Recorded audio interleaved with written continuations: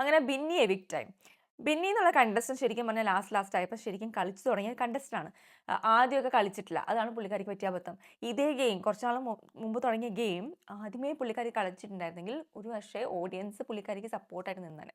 അത് ലാസ്റ്റ് ആകുമ്പോൾ ഓഡിയൻസിൻ്റെ സപ്പോർട്ട് കിട്ടാൻ കുറച്ച് പാടുവരും. കാരണം അറിയാം അവർക്ക് ഓൾമോസ്റ്റ് ഒരു എന്നാൽ നമുക്ക് ആദ്യമേ ഇറങ്ങുമ്പോൾ നമ്മൾ കളിച്ചില്ലെങ്കിൽ അവർക്ക് അത് ഇപ്പം കളിക്കുന്നത് വെറുതെ കാട്ടിക്കൂട്ടാനാണെന്ന് തോന്നൽ അവർക്ക് വരും. അപ്പോൾ ആക്സെപ്റ്റൻസ് കുറച്ച് കുറയും. മനസ്സിലായോ? അതാണ് ബിന്നിക്ക് പറ്റിയത്. ബിന്നി ശരിക്കും കളിക്കുന്നുണ്ടായിരുന്നു. പിന്നെ കുറച്ച് മിസ്റ്റേക്സ് ഒക്കെ പറ്റിയിട്ടുണ്ട്. ചെറിയ കാര്യങ്ങൾ. അത് ചെറിയാണ്. അത് സർവ്വസാധാരണമായിട്ട് പറ്റുന്നത്. പക്ഷേ ആ മിസ്റ്റേക്സ് കാരണം ബിന്നിക്ക് കുറച്ചും കൂടി ആ പിന്തുണ കിട്ടാതെ പോയി. അത്രേ ഉള്ളൂ. ചെറിയ മിസ്റ്റേക്സ്. കുത്തിത്തിരിപ്പ് എന്നുള്ള വാക്കൊക്കെ കിട്ടിയത് അതുകൊണ്ടാണ് പുള്ളിക്ക്. പക്ഷേ പൊതുവേ പുള്ളിക്കാരി എഫേർട്ട് ഇട്ടിട്ടുണ്ട് കേട്ടോ. ഇല്ലാതെ ഞാൻ പറയില്ല. അത് എഫേർട്ട് ഇട്ട ആൾക്കാരെ എഫേർട്ട് ഇട്ടെന്ന് തന്നെ പറയണം. ഇനി എവിക്റ്റ് ആയി പോയത് ഇപ്പോഴല്ലേ എവിക്റ്റ് ആയി പോയത്. പുള്ളി നേരത്തെ എവിക്റ്റ് ആയി പോകുമെന്ന് ഞാൻ വിചാരിച്ചൊരു കണ്ടസ്റ്റന്റ് ആയിരുന്നു ശരിക്കും. പക്ഷേ പുള്ളിക്കാരി പിടിച്ചു നിന്നു. ഫാമിലി വീക്ക് വന്നു, ഹസ്ബൻഡ് വന്നു, ഒരാഴ്ച ഉണ്ടായി. ഒരാഴ്ചയല്ല 3 ദിവസം അല്ല 3 ദിവസം ഉണ്ടായി. അങ്ങനെ കുറച്ച് നല്ല പ്രിവിലേജ് ഒക്കെ കിട്ടി. പിന്നെ ക്യാപ്റ്റനായി, ഫസ്റ്റ് ലേഡി ക്യാപ്റ്റനായി. ഇങ്ങനത്തെ കുറച്ച് നല്ല കാര്യങ്ങളൊക്കെ പുള്ളിക്കാരിക്ക് ഈ ബിഗ് ബോസ് ഹൗസിൽ നിന്ന് സ്വന്തം പേരിൽ കൊണ്ടുപോകാൻ പറ്റും അല്ലേ, അങ്ങനത്തെ ഒരു സംഭവം. അപ്പോൾ അതുപോലെ പോയിട്ടുള്ള കണ്ടസ്റ്റൻ്റാണ്. അപ്പം എന്തായാലും കളിച്ചു. ഇവരായപ്പോൾ എവിക്റ്റായി. അപ്പോൾ ദാറ്റ്സ് ഇറ്റ്. ഇനി ഞാൻ പറയുകയാണെങ്കിൽ എവിക്ഷൻ പ്രോസസ്സിൽ സേവ് ആയ പലരും ഉണ്ട്. സാബുമാൻ അവിടെ സേവ് ആയപ്പം സാബുമാൻ പറയുന്നു, ഇപ്പോൾ ലാസ്റ്റൊക്കെ സാബുമാൻ പറയുന്നു, ഞാൻ ഭയങ്കര പുറത്തെ എക്സ്ട്രോവേർട്ടാണ്, ഇവിടെ ഇൻട്രോവേർട്ടാണ്. പുള്ളിക്കാരന് കുറച്ച് ഓഡിയൻസിനെ ഫേസ് ചെയ്യാനൊക്കെ പ്രശ്നമുണ്ട് അതൊക്കെ പറയുന്നുണ്ട്. പക്ഷേ പുള്ളിക്കാരൻ കുറച്ച് കോൺഫിഡൻ്റ് ആയിട്ട് ഇരിപ്പുണ്ട്. എനിക്ക് അറിഞ്ഞൂടാ സാബുമാൻ്റെ ആ കോൺഫിഡൻസ് ഇനി ഈ ക്യാപ്റ്റൻസിയും കൂടി സാബുമാന് കിട്ടുവാണെങ്കിൽ ഈ ആഴ്ച എന്താവും. ഞാനത് ആലോചിക്കും. ക്യാപ്റ്റൻസിയിലും കൂടി സബ്മാനുണ്ട്. സബ്മാൻ ക്യാപ്റ്റനായ എന്തായിരിക്കും. ആ പ്രൊമോ കണ്ടായിരുന്നു നിങ്ങൾ. ആ പ്രൊമോയിൽ ക്യാപ്റ്റൻസി ടാസ്ക് കാണിക്കുന്നുണ്ടായിരുന്നു. അപ്പോൾ ഞാൻ വിചാരിച്ചു ഇനി നെവിൻ കൊള്ളാക്കിയിട്ട് സബ്മാന് ക്യാപ്റ്റൻസി കിട്ടിക്കഴിഞ്ഞാൽ പിന്നെയും നമ്മളെ എവിക്ഷൻസ് വരുമ്പോൾ വേറെ ആരൊക്കെ ആയിരിക്കും പോകുക, ബാക്കിയുള്ളവർ എവിക്ഷൻസിലേക്ക് വരില്ലേ, ക്യാപ്റ്റൻ സേവ് ആവൂലേ. അപ്പോൾ ഭയങ്കര ഒരു ഗെയിം ചേഞ്ച് ആയിരിക്കില്ലേ. നമുക്ക് നോക്കാം എന്താ ഉണ്ടാവുന്നത് കേട്ടോ. അപ്പോൾ സൗമൻ എന്തായാലും സേവ് ആയിട്ടുണ്ടായിരുന്നു. ബാക്കി എല്ലാവരും ഓരോരുത്തരായി സേവ് ആയി. പക്ഷേ ലാസ്റ്റ് വന്ന ലക്ഷ്മിയും അക്ബറുമാണ്. അവർ സേവ് ആയിട്ടുണ്ട്. പക്ഷേ ഈ എവിക്ഷൻസ് ഒക്കെ ഇങ്ങനെ പോയിക്കൊണ്ടിരിക്കുമ്പോഴല്ലോ നമുക്ക് കുറേ അൺപ്രഡിക്റ്റബിലിറ്റി വരും. കാരണം ഈ ക്യാപ്റ്റൻസിയിലും സേവ് ആയിരിക്കുന്ന ആൾക്കാരുള്ളതുകൊണ്ട് അൺപ്രഡിക്റ്റബിലിറ്റി ഉണ്ടാവും. ഇനി എല്ലാവരും കൂടെ എവിക്ഷനിൽ വരുവാണെങ്കിൽ, അടുത്ത നോമിനേഷൻസിൽ എല്ലാവരും കൂടെ ഓപ്പൺ ആയിട്ട് ഇടുവാണെങ്കിൽ, ഓപ്പൺ അല്ല എല്ലാവരെയും കൂടെ നോമിനേഷൻ ഇടുവാണെങ്കിൽ ഒരു പക്ഷേ നമ്മുടെ എവിക്ഷൻസിൽ ഇനി കളിക്കാത്തവർ പോകും. അങ്ങനത്തെ സംഭവം ഉണ്ടാവും. അതിനാണ് ഞാൻ നോക്കിയിരിക്കുന്നത് ശരിക്കും പറഞ്ഞാൽ. ഇനി പറയുകയാണെങ്കിൽ അത് കഴിഞ്ഞിട്ടുണ്ടായ കുറച്ച് സംഭവങ്ങളുണ്ടല്ലോ, അതുകൊണ്ട് ഞാൻ പറഞ്ഞിട്ട് ഇനി മെയിനിലേക്ക് വരാം. ആദില ലാസ്റ്റ് ഇന്ന് സംസാരിക്കുന്നുണ്ട് ഷാനവാസിനെ കുറിച്ചൊക്കെ. പക്ഷേ അത് എത്രത്തോളം ഞാൻ നേരത്തെ പറഞ്ഞു അതെനിക്ക് തോന്നുന്നില്ല അത്രത്തോളം പുള്ളിക്കാരൻ അത് വിട്ട് കൊടുക്കുമെന്ന് എനിക്ക് സംശയമുണ്ട്. പിടിച്ചു നിർത്താൻ കാരണം ലൈവിൽ ഞാൻ നോക്കിയപ്പം ആദില കുറച്ചൊക്കെ എക്സ്പ്ലെയിൻ ചെയ്യുന്നുണ്ട്. ഇന്ന കാര്യം ഞാൻ മെയിൽ ഷോവനിസ്റ്റ് എന്ന് വിളിച്ചത് ഇതാണ്. അപ്പോൾ പുള്ളിക്കാരൻ പറയുന്നുണ്ട് നിങ്ങൾ എന്നെ വിളിച്ചത് എനിക്ക് ഭയങ്കര വിഷമമായി. ഇത് 1 മാസം കഴിഞ്ഞിട്ട് വിളിച്ചിരുന്നെങ്കിൽ എനിക്ക് കുഴപ്പമില്ലായിരുന്നു. ഇപ്പം എന്തിനാണ് പുറത്തിറങ്ങിയിട്ട് പറഞ്ഞാൽ പോരെ എന്നൊക്കെയാണ് പുള്ളിക്കാരൻ പറയുന്നത്. അപ്പോൾ ഞാൻ ചോദിക്കട്ടെ, അവിടെ ചെയ്ത ഒരു കാര്യമല്ലേ പറയുന്നത്, അപ്പോൾ നിങ്ങൾ ചെയ്യേണ്ടായിരുന്നല്ലോ എന്ന് അതിലേക്ക് തിരിച്ച് ചോദിക്കുന്നുണ്ട്. അതിലിങ്ങനെ പറയുന്നുണ്ട് ഞാൻ പറഞ്ഞതാണോ ഞങ്ങൾക്ക് കുഴപ്പം, അത് എല്ലാവരും ഇവിടെ പറയുന്നുണ്ടെന്നൊക്കെ അതിൽ പറയുന്നുണ്ട്. പക്ഷെ എന്നാലും എനിക്ക് തോന്നുന്നു ഷാനവാസിൻ്റെ ഒരു ചെറിയൊരു ചരട് പിന്നെയും അതിലുള്ള ആ ചരടുണ്ടല്ലോ ഷാനവാസ് വലിക്കാൻ സാധ്യത എന്തോ സീക്രട്ട് ഉണ്ട്. പുള്ളിക്കാരൻ പറയുന്നുണ്ട്, അന്നേരം പറഞ്ഞു നിങ്ങളെ കുറിച്ചൊരു സംഭവം ഉണ്ടോ ഞാൻ പറഞ്ഞിട്ടില്ല എന്ന് എടുത്ത് പറയാൻ സാധ്യത അതുണ്ട് കേട്ടോ. ഷാനവാസ് അത് എടുത്ത് എപ്പോഴെങ്കിലും ഇടാൻ സാധ്യതയുണ്ട്. അത് എപ്പോഴാണ് വരാമെന്ന് പറയാൻ പറ്റില്ല. എപ്പോഴെങ്കിലും ഷാനവാസ് ആ ബോംബ് പൊട്ടിക്കും. അപ്പോഴേ നമുക്കറിയാം. അതിലേക്കും അറിയില്ല എന്താണെന്ന്, ആർക്കും അറിയില്ല. അതിങ്ങനെ വെച്ചുകൊണ്ടിരിക്കുകയാണ് മനസ്സിൽ. അപ്പോൾ ഷാനവാസിൻ്റെ മനസ്സിൽ എന്താണെന്നൊരു പിടുത്തമില്ല, എന്തോ ഒന്നുണ്ട്. അത് എപ്പോഴെങ്കിലും എടുത്തിടും ഷാനവാസ്, നോക്കിക്കോ. അതിലേക്ക് നൂറയ്ക്ക് എഗെയിൻസ്റ്റ്. കാരണം അവർ കുറച്ചൊന്നും അകലാൻ നോക്കുന്നുണ്ട്. അത് 100% ആവുമെന്ന് എനിക്ക് സംശയമുണ്ട്. കാരണം വെച്ചാൽ ഇവർക്ക് ഈ ആ ഒരു കണക്ഷൻ വന്നു കഴിഞ്ഞാൽ ഉണ്ടല്ലോ പ്രശ്നം അതാണ്. അത് കണക്ഷൻ വന്ന അതും അവർക്ക് മനസ്സിലായിട്ടുണ്ട് ഇവർ ഷാനവാസ് കറക്റ്റ് അല്ല എന്ന് മനസ്സിലാക്കി കഴിഞ്ഞാൽ ആ ഒരു സ്വാതന്ത്ര്യം വേണം. നമുക്ക് നോ എന്ന് പറയാനുള്ള സ്വാതന്ത്ര്യം ഇല്ലെങ്കിൽ അവിടെ പ്രശ്നം വരും. അതാണ് പ്രശ്നം. ഇപ്പം ഇനി അനു വന്നിട്ടൊക്കെ പറയുന്നുണ്ട്, നമ്മുടെ അക്ബറിൻ്റെ കേസൊക്കെ പറയുന്നുണ്ട്. അതൊന്നും എനിക്ക് മനസ്സിലാവുന്നില്ല. ഇവർ എപ്പോഴും അക്ബറിൻ്റെ പുറകെ പോകേണ്ട ഒരു കാര്യമില്ല. ഇവർക്ക് എത്ര പ്രാവശ്യം പറഞ്ഞു കൊടുത്താലും അവർക്ക് അത് മനസ്സിലാവില്ല. അക്ബറിനെ കുത്തിരിപ്പ് എന്ന് പറഞ്ഞിട്ട് ഇരിപ്പുണ്ട്. പിന്നെ ലാസ്റ്റ് ആയ പ്രശ്നം പാലിൻ്റെ പ്രശ്നം. പാൽ അവർ ഉണ്ടാക്കി കുടിച്ചു. ഈ ആര്യനും നെവിനും അക്ബറും ചായ ഉണ്ടാക്കി കുടിച്ചു. പാലുണ്ടാക്കി കുടിച്ചു, ചായ ഉണ്ടാക്കി കുടിച്ചു. ചായ ഉണ്ടാക്കി കുടിച്ചതൊക്കെ ഓക്കെ, അത് ഉണ്ടാക്കി കുടിച്ചു കഴിഞ്ഞാൽ കുടിച്ചു എന്ന് പറഞ്ഞാൽ പോരെ. അത് കുടിച്ചു. അവിടെ പിന്നെ പ്രശ്നം അവിടെ കയറിയിട്ട് അതിനൊരു വാക്ക് പറഞ്ഞു, എനിക്കത് ഇഷ്ടമായില്ല. നെവിനോട് അറപ്പ് തോന്നുന്നു, നിന്നെ കണ്ട അറപ്പ് തോന്നുന്നോ അങ്ങനെയൊക്കെ എന്തിനാ പറയുന്നത് അനു. അനുവിന് ചില സമയത്ത് ചില വാക്കുകൾ ഉപയോഗിക്കുന്നു. അനുവിൻ്റെ ചില കാര്യങ്ങൾ എനിക്ക് പറയാതിരിക്കും. അത് അത് അത് തെറ്റാണ് അനു, അതിന് പറയാൻ പാടില്ല. അങ്ങനെ ഒരാളെക്കുറിച്ചും പറയാൻ പാടില്ല. ആരെക്കുറിച്ചും അങ്ങനെ പറയാൻ പാടില്ല. അറപ്പ് തോന്നുന്നു എന്നൊക്കെ പറയുന്നത് എന്താ, അതിൻ്റെ അർത്ഥം എന്താ? അതിന് പല അർത്ഥങ്ങൾ വരും. അപ്പോൾ അതിൻ്റെ ആവശ്യമില്ല അനു, അത് പാടില്ല. അത് അനു അവിടെ പറഞ്ഞു. അപ്പം അക്ബർ അവിടെ ചോദ്യം ചെയ്തപ്പോൾ പിന്നെ പോടാ പോടി ഇന്ന് ലാലേട്ടൻ പറഞ്ഞ് പോയതേ ഉള്ളൂ പോടാ പൊടിയൊന്നും ചെയ്യരുത്. എന്നിട്ട് പിന്നെയും പോടാ പൊടിയൊക്കെ വിളിച്ചുകൊണ്ടിരിക്കുന്നുണ്ട്. എനിക്ക് വയ്യ. അതൊക്കെ ചെറിയ ചെറിയ കാര്യത്തിന് വെറുതെ ഇങ്ങനെ ഇഷ്യൂ ഉണ്ടാക്കും. ഇനി മെയിനായിട്ട് എപ്പിസോഡിലേക്ക് വരുവാണെങ്കിൽ എപ്പിസോഡ് എന്ന് വെച്ചാൽ ശരിക്കും ഫുൾ ഉണ്ടായത് നമ്മുടെ ക്യാപ്റ്റൻസി. ക്യാപ്റ്റൻസിയെക്കുറിച്ച് ചോദ്യം ചെയ്യലായിരുന്നു എപ്പിസോഡിൽ. അപ്പോൾ ക്യാപ്റ്റൻസിയിൽ ഫസ്റ്റ് കാര്യം പറഞ്ഞത് നല്ലൊരു കാര്യമാണ്. പുള്ളിക്കാരി രാവിലെ എണീറ്റ് തുടങ്ങിയല്ലോ. അത് രാവിലെ എണീറ്റ് ഇരിക്കുന്ന ഒരു സംഭവം ഉണ്ടായിരുന്നു. അപ്പോൾ അനീഷാണല്ലോ അവിടെ ചോദ്യം ചെയ്തത്, എന്തിനാണ് രാവിലെ എണീറ്റത്. അതാണ് ഞാൻ പറഞ്ഞത്, നല്ല കാര്യം കണ്ടത് നല്ലതെന്ന് പറയാൻ ഈ പ്രാവശ്യത്തെ കണ്ടസ്റ്റൻസിനൊന്നും പറ്റില്ല. അനീഷ് എന്തുകൊണ്ട് പറഞ്ഞില്ല വെരി ഗുഡ്, നിങ്ങൾ ഇത് നന്നായി ഇത് കണ്ടിന്യൂ ചെയ്യൂ എന്ന് പ്രോത്സാഹിപ്പിക്കുന്ന പകരം അവിടെ ക്വസ്റ്റ്യൻ ചെയ്തു. പിന്നെ അത് കൊളാബറേഷനിലേക്ക് എത്തി. ആ ഇഷ്യൂ ഉണ്ടാവാൻ കാരണം അവിടെ നിന്നാണ്. അപ്പോൾ അതാണ് സംഭവം. പക്ഷേ ആ പുള്ളിക്കാരി രാവിലെ എണീറ്റു, വെരി ഗുഡ്, ഞാൻ അപ്രീഷിയേറ്റ് ചെയ്യുന്നു, അത് വേണം. അതുമാത്രമല്ല മീറ്റിംഗ്സ് ഒക്കെ ഉണ്ടാക്കാന്ന് പറഞ്ഞിട്ട് ഈവനിങ് മീറ്റിംഗ്സ് ഒന്നും ഉണ്ടാക്കില്ല. അതൊക്കെ അതൊക്കെ ചെയ്യാമായിരുന്നല്ലോ. കുറച്ച് പേരല്ലേ ഉള്ളൂ, അവർക്ക് അതൊക്കെ ചെയ്തിരുന്നെങ്കിൽ. ഒരു ക്യാപ്റ്റനും ഈ തവണ അതിനൊന്നും എഫേർട്ട് ഇട്ടിട്ടില്ല കേട്ടോ. ഒരു മീറ്റിംഗ് ഉണ്ടാക്കാനോ ആ ഒരു നേതൃത്വം, ആ ഒരു എന്താ പറയുക, ലീഡർഷിപ്പ് ക്വാളിറ്റി കുറഞ്ഞിട്ട് പോലെ തോന്നിയിട്ടുണ്ടെങ്കിൽ ശരിക്കും ലീഡർഷിപ്പ് ക്വാളിറ്റി ഭയങ്കര കുറവാണ് അവർക്കൊക്കെ. അപ്പോൾ അതും സംഭവം. പിന്നെ എല്ലാവരോടും ചോദിക്കും ക്യാപ്റ്റൻ എങ്ങനെയുണ്ടായിരുന്നു. പൊതുവേ എല്ലാവരും പറയും മോശമാണ്. എൻ്റെ അഭിപ്രായത്തിൽ ആദില മോശമെന്നല്ല, എല്ലാവരുടെയും ക്യാപ്റ്റൻസി പോലെ തന്നെ ആദിലാണ് മോശമായിട്ടൊന്നും ചെയ്തിട്ടില്ല. പിന്നെ ഭയങ്കര സ്പെഷ്യലായിട്ടൊന്നും ചെയ്തിട്ടില്ല. പിന്നെ ഒരുവിധം ഒരു കാര്യം പുള്ളിക്കാരെ കൊണ്ട് പറ്റി, നമ്മുടെ അനീഷിനെ കൊണ്ട് അനുസരിപ്പിക്കാൻ പറ്റി. അത് സാധിച്ചോ? നമ്മുടെ സ്റ്റോർ റൂമിൽ പോകാത്ത കാര്യം, സ്റ്റോർ റൂമിൽ പോകുന്നില്ലല്ലോ അനീഷ് ഇപ്പം, അത് ചോദിച്ചില്ല എന്തുകൊണ്ടാണ്. അപ്പോൾ ഇപ്പോൾ പോകുന്നില്ല, അത് അതിലുടെ ഒരു വിജയം എന്ന് ഞാൻ പറയുള്ളൂ. അത് അനീഷിനെ കൊണ്ട് അത് ചെയ്യിപ്പിക്കാൻ പറ്റിയത് അതിലുടെ വിജയം.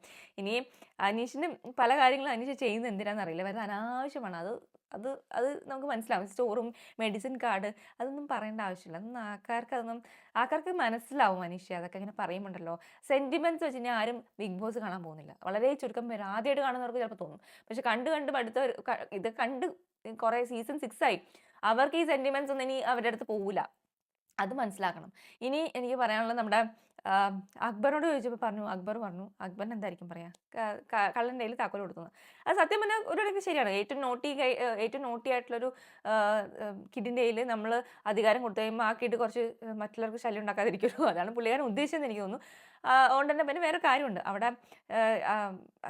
അതിലേക്ക് പറഞ്ഞ് നിൽക്കാൻ പറ്റുന്ന കുറച്ച് ആൾക്കാരുണ്ടല്ലോ, ഷാനവാസ് ആണെങ്കിലും അങ്ങനെയൊക്കെ. അപ്പം കുറച്ച് പിന്നെ ബാക്കിയുള്ളവരൊക്കെ കുറഞ്ഞു തുടങ്ങിയപ്പോൾ അതുകൊണ്ട് അതിലേക്ക് കുറച്ചുകൂടി കൺട്രോൾ ചെയ്യാനുള്ള ഈസിനെസ് ഉണ്ടായിരുന്നു ശരിക്കും പറഞ്ഞാൽ. അത്രേ എനിക്ക് തോന്നിയുള്ളൂ. പിന്നെ സാബുമോൻ വന്നപ്പോൾ കുറച്ച് കാര്യങ്ങളൊക്കെ പറഞ്ഞു, പുള്ളിക്കാരൊക്കെ ചെയ്യാൻ തുടങ്ങി. അങ്ങനത്തെ കുറച്ച് നല്ല കാര്യം. പക്ഷേ ഏറ്റവും വലിയ പ്രശ്നം പറ്റിയത് നമ്മുടെ കിച്ചണിലാണ്. കിച്ചൺ ക്യാപ്റ്റനായിട്ട് നമ്മുടെ ലക്ഷ്മിനെ ഇട്ടത് എനിക്ക് തോന്നുന്നില്ല അത് ആതിര അത്ര വലിയ ബ്രില്യൻ ഗെയിംസ് ഒക്കെയാണോ അവർ കളിക്കുന്നത്, അങ്ങനെയൊന്നുമല്ല. ലക്ഷ്മിനെ എടുത്തിട്ടു. അത് ലക്ഷ്മി ലീഡർഷിപ്പ് ആവട്ടെ എന്ന് വെച്ചിട്ട് ബിന്നിനെ ഇടാഞ്ഞാണ്. പക്ഷേ അത് മണ്ടത്തരമായി. അവർക്ക് ഫുഡിന് തന്നെ പ്രശ്നം ഉണ്ടായല്ലോ.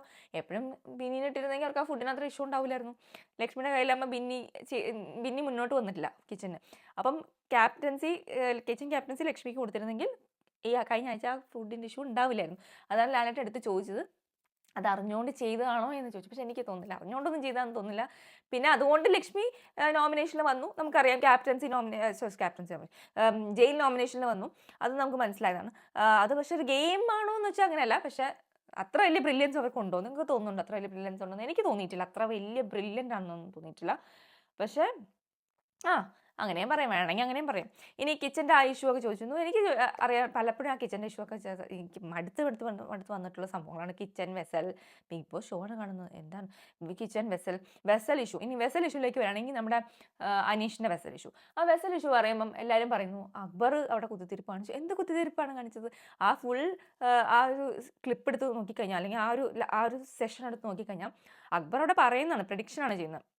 അതായത് ഇങ്ങനെ ചെയ്യുമ്പോൾ, അതായത് അനീഷിൻ്റെ ഗെയിം എക്സ്പോസ് ചെയ്താണ് അക്ബർ ശരിക്കും പറഞ്ഞാൽ. അതിന് കുത്തിത്തിരിപ്പ് എന്ന് പറഞ്ഞു കഴിഞ്ഞാൽ പിന്നെ എന്താണ് big boss game? Big boss ഗെയിമിൽ അങ്ങനെ എല്ലാവരുടെയും ഗെയിം മനസ്സിലാക്കി കളിക്കാൻ പറ്റണം, അതാണ് ഇമ്പോർട്ടൻ്റ്. അത് ഒരാൾക്കെങ്കിലും ചെയ്യാൻ പറ്റിയുള്ളൂ എനിക്ക് സന്തോഷം തോന്നി ശരിക്കും പറയാം, സത്യം പറയാം. അല്ല, എനിക്ക് ഒരാൾക്കെങ്കിലും അത് അനീഷിനെ മനസ്സിലാക്കി കറക്റ്റായിട്ട് എന്താ അനീഷ് ചെയ്യാൻ പോകുന്നതെന്ന് മനസ്സിലാക്കിയാൽ പറ്റുക, അതാണ് പോയിന്റ്. അപ്പോൾ അത് എനിക്ക് കുത്തിത്തിരിപ്പായിട്ടൊന്നും തോന്നിയിട്ടില്ല. പക്ഷേ ഇവരൊക്കെ തന്നെ കുത്തിത്തിരിപ്പായിട്ട് തന്നെ പറഞ്ഞുകൊണ്ടിരിക്കും കേട്ടോ. ഇനി എനിക്ക് ഏറ്റവും സന്തോഷമുള്ള കാര്യം, അവർക്ക് ഫുഡ് കൊടുക്കാമെന്ന് പറഞ്ഞിട്ടുണ്ട്. നന്നായിട്ട് മുട്ടയും പാലും ഒക്കെ കൊടുക്കും എന്ന് പറഞ്ഞിട്ടുണ്ട്. മുട്ടയും പാലും പ്രോട്ടീനും.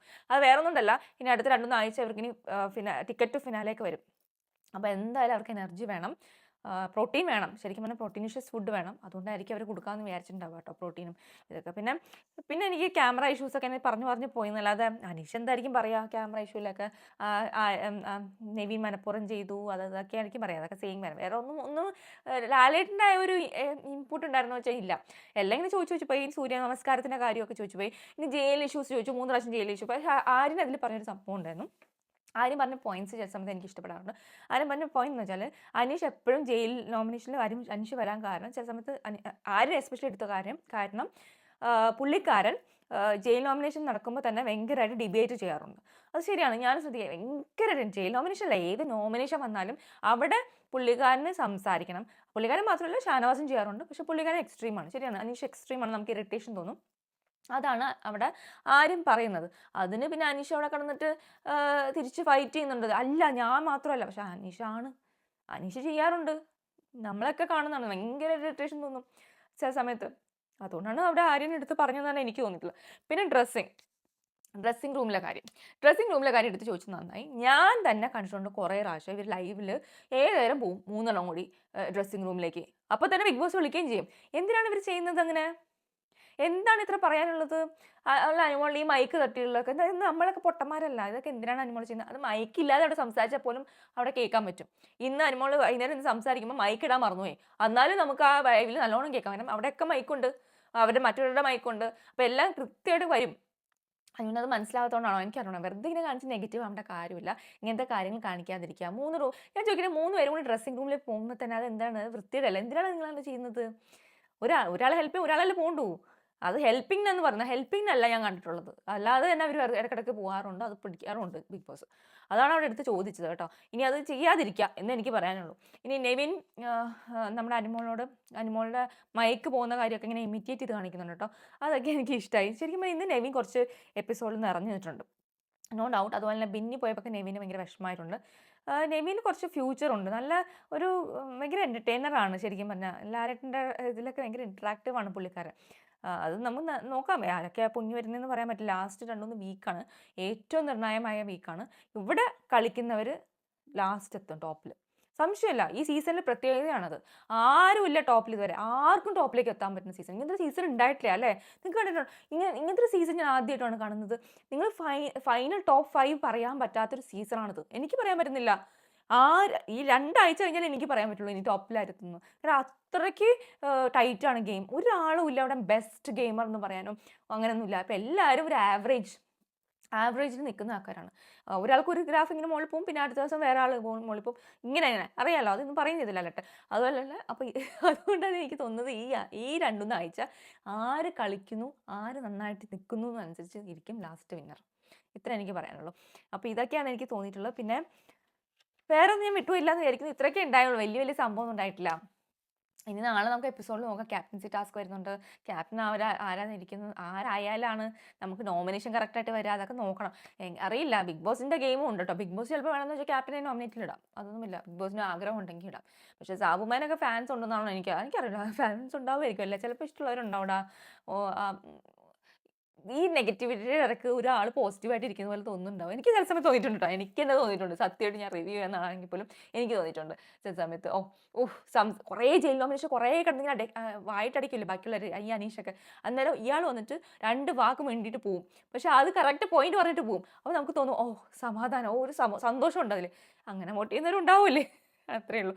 അപ്പോൾ നമുക്ക് നോക്കാം ഇനി എങ്ങനെ പോകുന്നു. നാളത്തെ എപ്പിസോഡ് കഴിയുമ്പോഴേ കുറച്ചും കൂടി അടുത്ത നോമിനേഷൻസ് ഒക്കെ വരും. അപ്പോൾ നമുക്ക് നോക്കാം ഏകദേശം എങ്ങനെ ഗെയിം പോകുന്നു. ഇനി നമുക്ക് ടിക്കറ്റ് ഫിനാലെ ഒക്കെ വരാനുണ്ട്, അത് നോക്കാം. അത് അടുത്ത ആഴ്ച അല്ല, അടുത്ത ആഴ്ച ഉണ്ടാവുള്ളൂ. അപ്പം നോക്കാം. ഓക്കെ, അപ്പോൾ ഇത്രയേ ഉള്ളൂ. ഇതേ ഉണ്ടായിരുന്നുള്ള റിവ്യൂവിൽ വേറെ ഇമ്പോർട്ടൻ്റ് ആയിട്ടൊന്നുമില്ല. അപ്പം അടുത്ത റിവ്യൂ വരെ ബൈ.